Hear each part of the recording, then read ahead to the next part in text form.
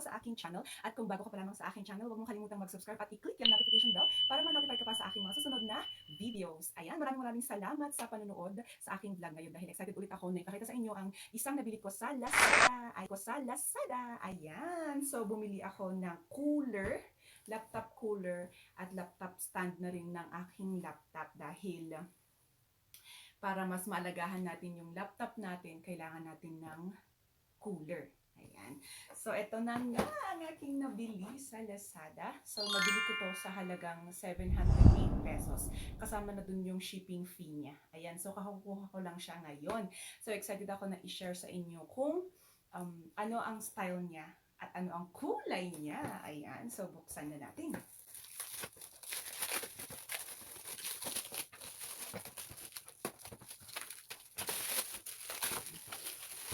Excited na ako. Tchan, tcharan! Oh my gosh! May pasilip. Tcharan! Okay, tingnan natin. Ayan, wow!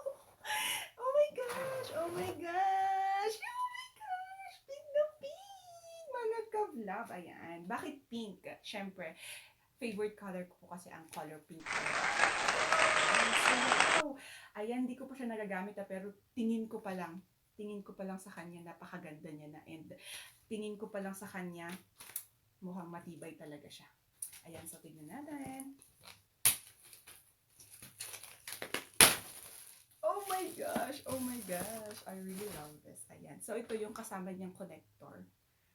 Ayan, para sa laptop natin.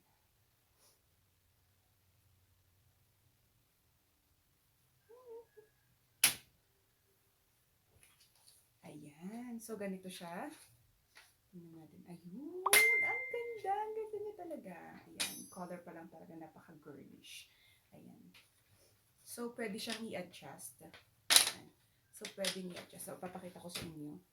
Diba natin? Ayan mga ka-vlog, ito na nga ang ating in-unbox kanina. So ngayon ipapakita ko na kung paano natin siya gagamitin at kung gaano kaganda ang ating laptop cooler na nabili sa Lazada. So ulitin ko lang po, nabili ko ito sa halagang 708 pesos. Kasama na rin po dun yung shipping fee niya. So napakamurang halaga, mayroon na tayong napakaganda at napakatibay na laptop cooler. So ito, yung lapagan mismo ng laptop cooler is metal po. Metal siya. Then ito plastic. Yung sa likod naman po ng laptop cooler is plastic. Yung plastic naman po na hindi agad-agad na nasisira. Ayan, so yung stand ng laptop is plastic din. And yung stopper sa likod is metal din. Ayan, nakikita ba siya?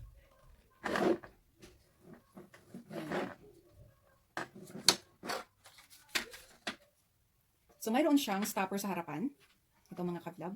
So ang gamit nito ay kapag ilalabag natin yung ating laptop dito, ay hindi siya mag-slide o hindi siya mahuhulog, lalong-lalo na kapag masyadong maangat yung laptop natin. Ayan.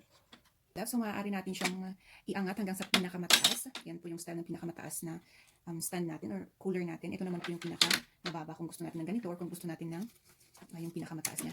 Actually, meron po siyang 5 level kung gaano kataas. Ayan, so yan. And yan po. Ayan mga ka-vlog, so ano nga bang gamit ng mga ito? So ito pong black na ito ay ito po yung on and off ng ating fan and adjustment po ng paggamit natin ng fan kung gusto natin na malakas na hangin or mahina na hangin. Ito naman po, dito natin i-connect yung connector na kasama rin po sa ating package. Ito po mga ka-vlog. So ito po ay USB type, magkabilaan po siya dahil ito po ang pupunta sa i-connect sa ating cooler. Ito pong isa i-connect natin sa ating laptop. Ayan, so at mayroon dalawa siya. Ayan, pwede pa nating magamit. Basta USB type siya, papunta sa ating laptop. So, itayin na natin ang ating laptop. Papakita ko po sa inyo kung maganda nga po at kung gumagana nga ba ang ating cooler. Ayan mga ka-vlog. Ayan, ganyan siya kataas. Pakita ko sa side. Ayan, at sa harapan. Ayan, so napakaganda po talaga. At para sa akin ay matibay po ang cooler na nabili natin. Ayan, so itayin na natin kung gumagana nga ba talaga siya. So, ito, sasaksak natin dito.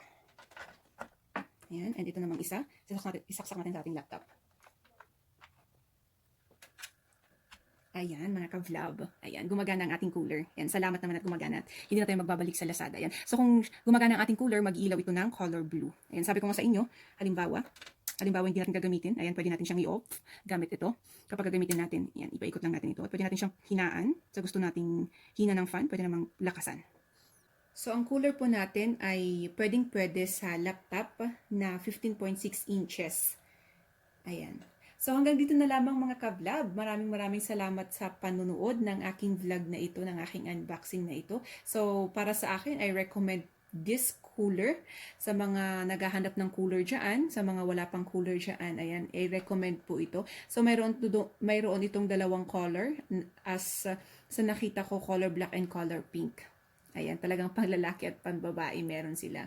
Very good yun. Maraming salamat mga ka-vlog sa panonood ng video na ito. At kung nagustuhan mo ang video na ito, palike naman. At kung hindi ka pa nag-subscribe sa aking channel, pa-subscribe at pa-click na rin yung bell notification para ma-notify ka pa sa aking mga susunod na mga videos. Maraming salamat. Kita-kita ulit sa susunod ko pang mga upload. Bye!